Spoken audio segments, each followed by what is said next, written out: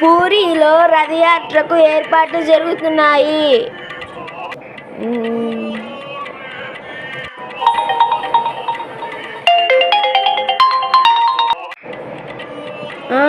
Yes sir. Yes sir.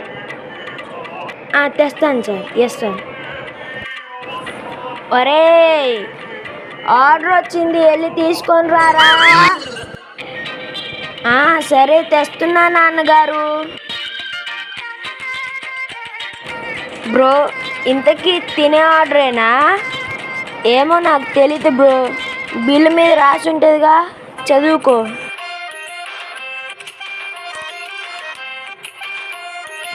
PURI puri. IDOL idli. ఇడ్లీనా? మరి చెప్పవేంటి bro? సరే bye. Thanks నాన్నగారు పూరి ఆర్డర్ పెట్టినందుకు. అమ్మా, ప్లేట్ తేవే. ఏది ఒకసారి ఇవ్వు చూద్దాం. IDOL ఇది ఇడ్లీనా? ఇడ్లీనే కదా నాన్నగారు. వై పెట్టడం మర్చిపోయారు.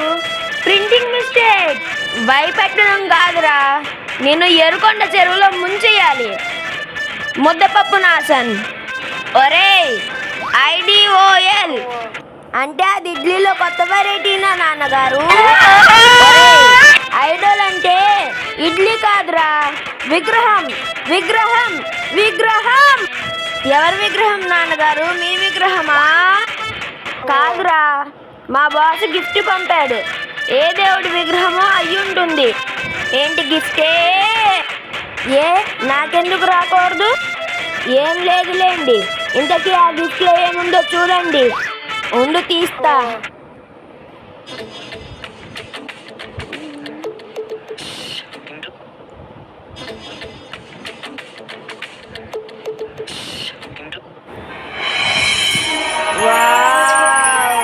ఏమిటండి ఆ చెక్క బొమ్మలు?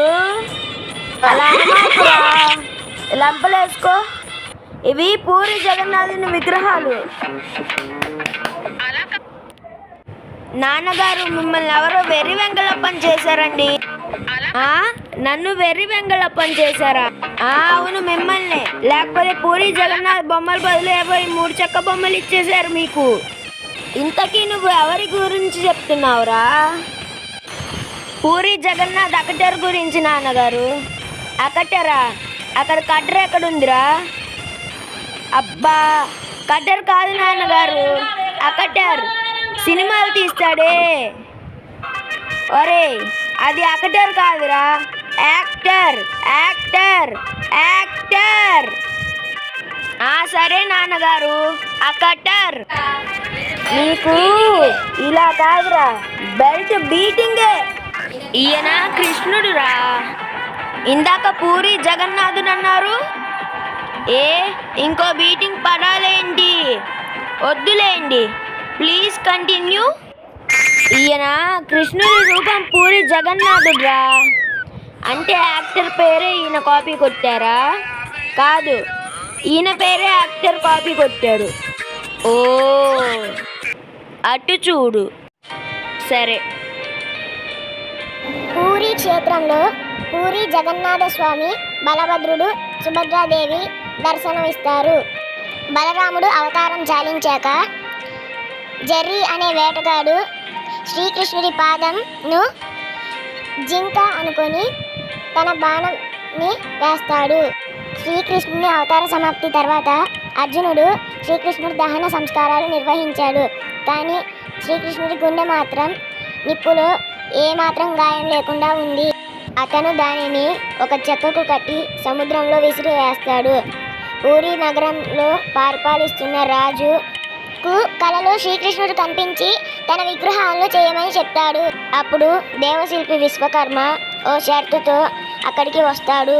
ఆ షరతు ఏంటంటే విగ్రహాలు పూర్తయ్యే వరకు ఎవరూ లోపలికి రాకూడదు. కానీ రాజు దానిని ఉల్లంఘించాడు.